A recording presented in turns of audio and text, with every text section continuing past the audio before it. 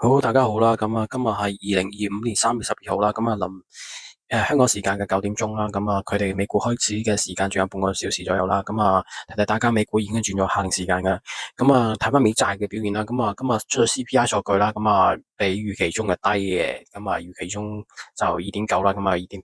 咁啊，比預期中嘅低真係好啦。咁啊，美股三大指數依家全部都係做好嘅。咁啊，美債嘅走勢咧，我哋見到即係長債嗰啲息率咧，全部都升嘅。咁即係話佢又唔會衰退啦。咁啊，依家睇到3個月同埋10年嘅債息嘅息差咧，咁啊都差唔多嘅。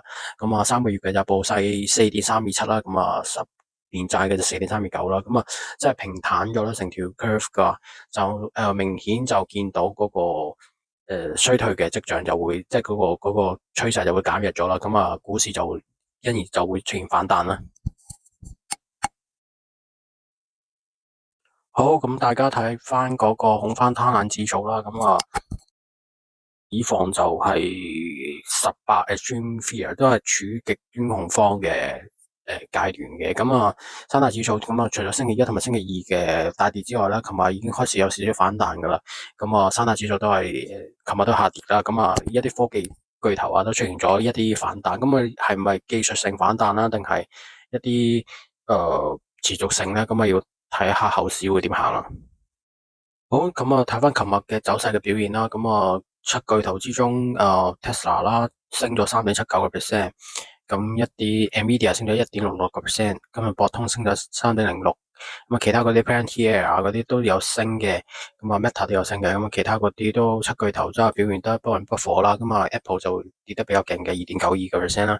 咁一啲金融股嗰個趨勢下跌，個趨勢仲未減弱嘅。咁一啲消費股啊，或者一啲工業股啊，都係會持續向下啦。即係但係就唔會話一面倒，好似星期一、星期二咁樣，會全面紅晒啦，成個畫面咁啊。見到一啲巨頭已經開始出現反彈啦。咁啊，呢種勢頭會唔會因為 CPI 數據公布咗之後會持續幾日咧？咁我哋睇下後市嘅變化啦。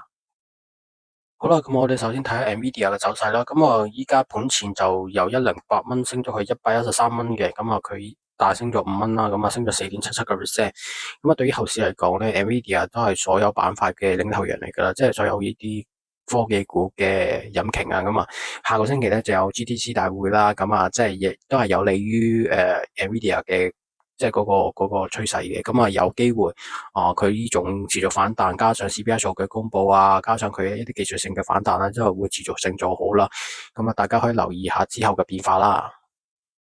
跟住我哋睇下Tesla 嘅走勢變化啦。咁 Tesla 喺星期一、星期二之後大跌之後咧，咁啊，琴日已經開始有所反彈啦。咁啊，今日咧，琴日就彈咗3.79啦。咁啊，最低去到218嗰啲 level 嘅，咁啊，升翻370，依家升翻咗230蚊度啦。咁啊，升咗8蚊嘅，咁啊，升咗3.79。咁啊，依家盤前咧，公布咗 CPI 數據，公布咗之後咧，就升到245蚊，即係升咗15蚊左近，升咗6.42%。咁啊，呢啲係盤前嘅造價啦。咁啊，盤後睇下佢會唔會繼續佢嘅升勢啦。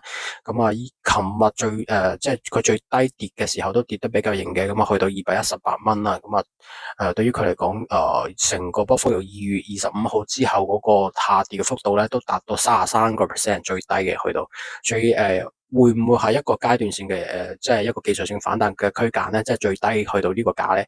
咁我哋可以留意下後市嘅變化啦。咁啊，如果加上一啲 CPI 數據嘅話，大家可以睇下會唔會有進一步嘅反彈啦。